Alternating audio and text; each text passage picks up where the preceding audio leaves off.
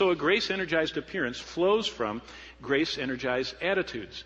And Paul distills down, look at verse 9, a godly woman's attitude about the way she dresses in 2 words.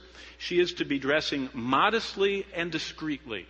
Those are the 2 overriding words of how a woman is to have her demeanor and have her appearance. Modestly and discreetly. The word translated in your Bible for modestly means modesty mixed with humility.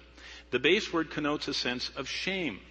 Now don't jump overboard now. It's not to be ashamed of being a woman. The sense of this word is to be ashamed to ever dress in a way that incites a man to lust or that would distract anyone from worshiping God. That's what this modesty with shame, you've probably, in Old King James, you ever seen this shamefaced sobriety concept? This is so foreign to us. It's kind of like, what are you, shame? We're not supposed to walk around, slinking around, beating ourselves down. No, it's to be ashamed of ever displeasing God, to be ashamed of ever leading someone astray, to be ashamed of ever disrupting someone's worship of God. A grace-energized woman will seek to always avoid being a cause of temptation. Secondly, the word connotes rejecting anything that is displeasing to God, rejecting it because we want to please God. Some commentators note that this word, this idea of modesty, denotes a grief over a sense of sin. The essence of a grace-energized woman's attitude is she hates sin so much that she avoids anything that would produce sin in others. There is a great motivation. I hate sin so much, I'll avoid anything. Not that causes me to sin. I already got that down. But I go the step beyond by God's grace to cause someone else to sin.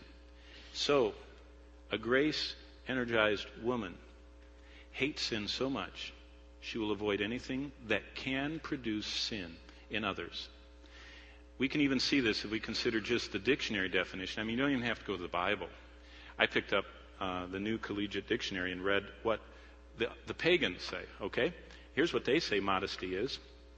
Having a regard for decency of behavior or dress, a quiet and humble appearance and style, not displaying one's body, not boastful or vain, unassuming, virtuous, shy, or reserved.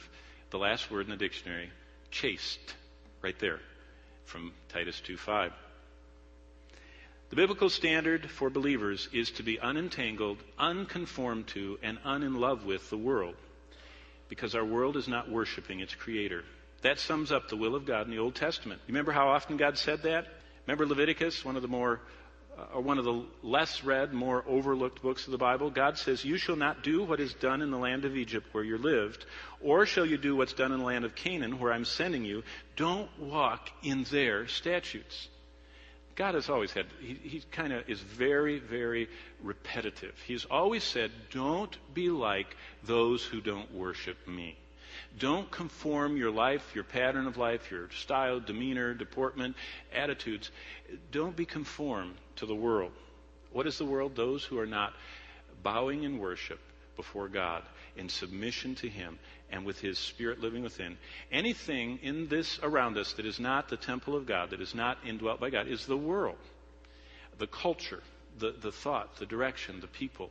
And we are not to be conformed to where they're going because they are following and worshiping a different God than we are. Psalm 106:35, when God was telling Israel why they went into captivity, He said this: they mingled with the nations and learned their practices. God does not like mingling.